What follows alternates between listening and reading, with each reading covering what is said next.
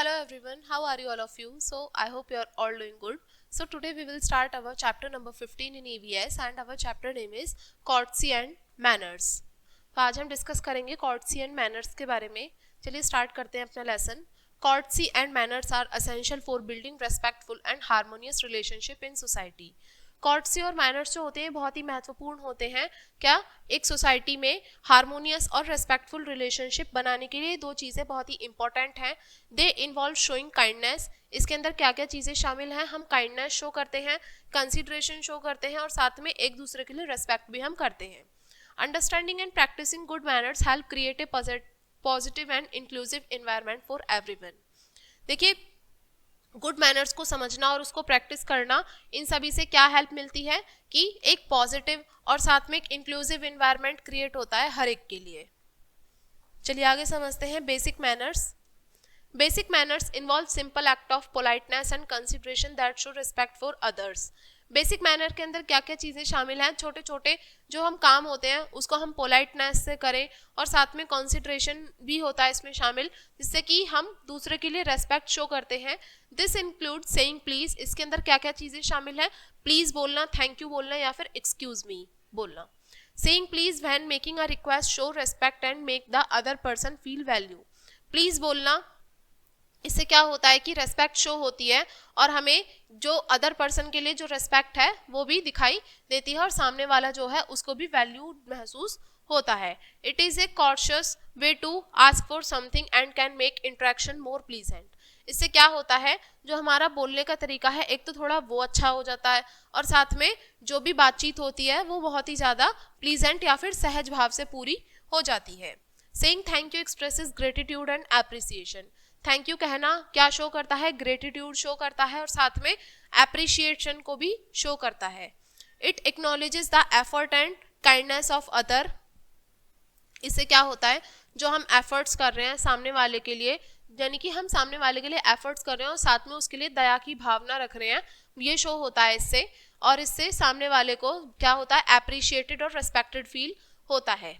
Saying excuse me when interrupting or needed someone's attention shows consideration for their time and space. Excuse me हम तब कहते हैं जब हम किसी को बीच में रोक रहे हों, इंटरप्ट कर रहे हों या फिर हमें सामने वाले की अटेंशन की ज़रूरत है और इससे क्या शो होता है कि हम उसके टाइम और स्पेस के लिए थोड़ा कंसिडरेशन मांग रहे हैं.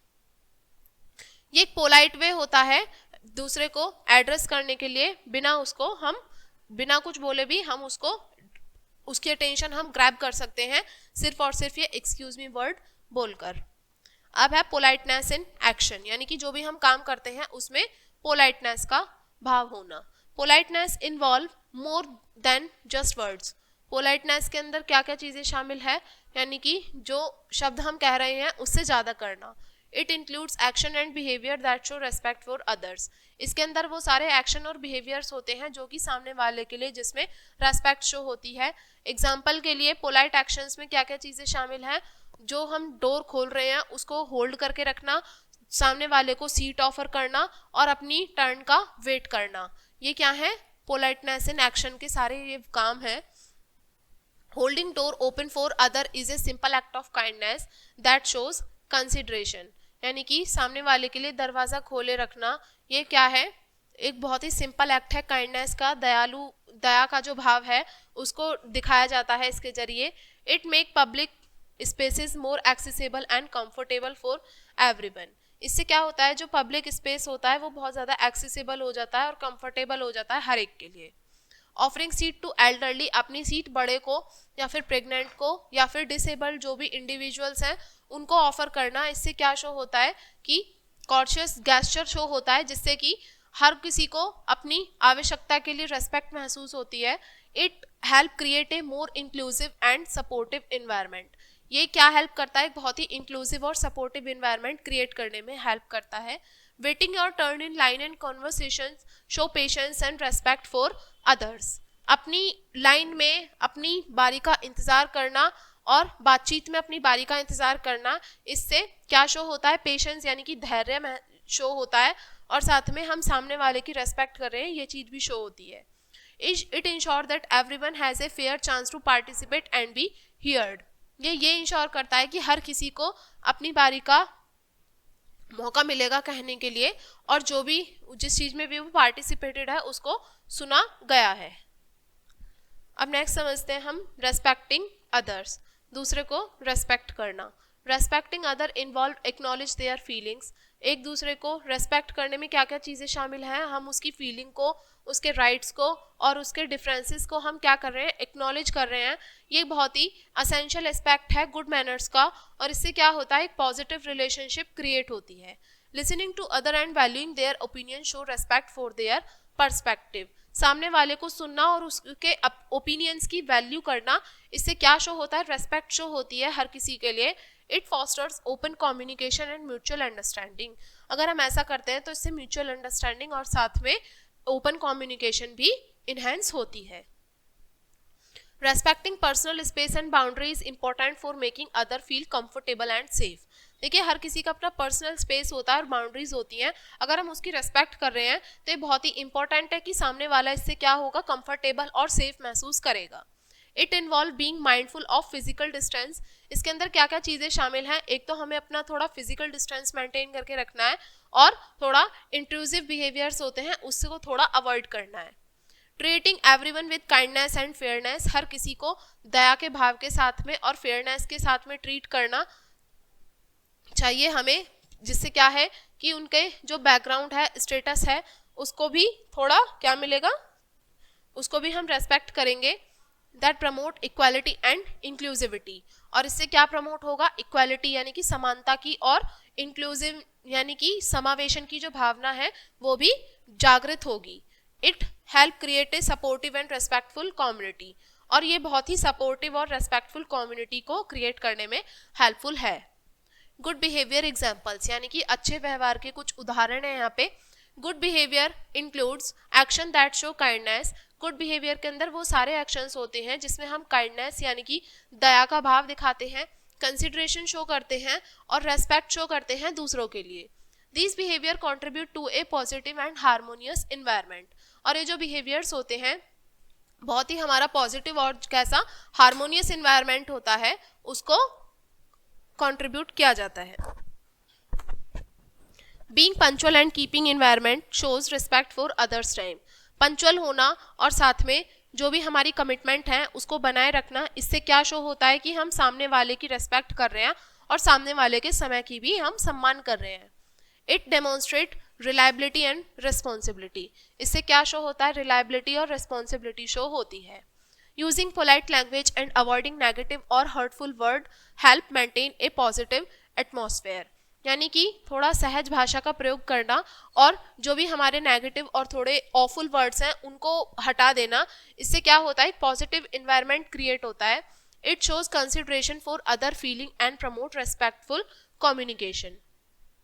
इससे क्या है, जो कंसिडरेशन है सामने वाले की भावना के लिए, जो भी हमारा सम्मान है वो शो होता है, और जो रेस्पेक्टफुल कम्युनिकेशन है उसको भी प्रमोट किया जाता है।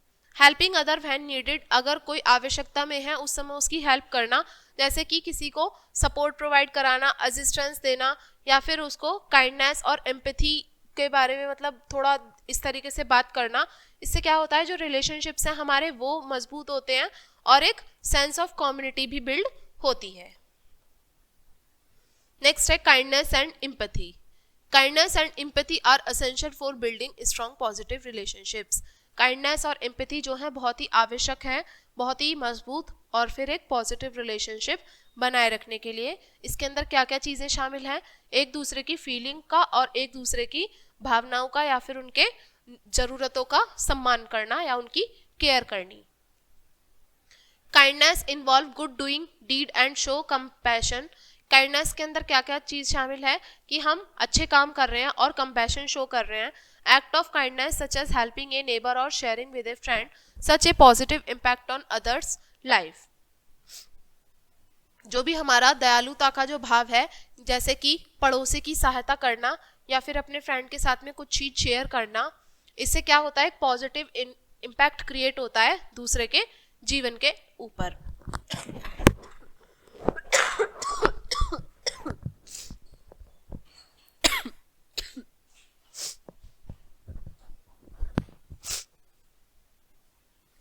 Empathy involve putting yourself in other shoes and understanding their emotions.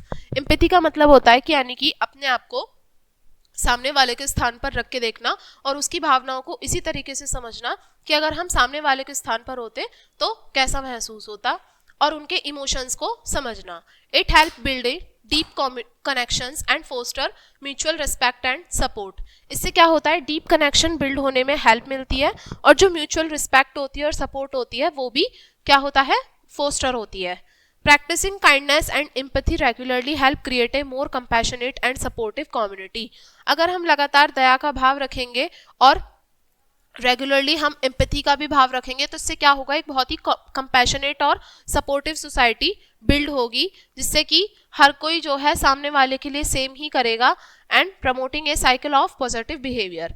और क्या होगा, ये जो पॉजिटिव बिहेवियर की जो साइकिल है वो भी कॉन्टिन्यूस होगी, उसको भी प्रमोट होगी वो चीज़।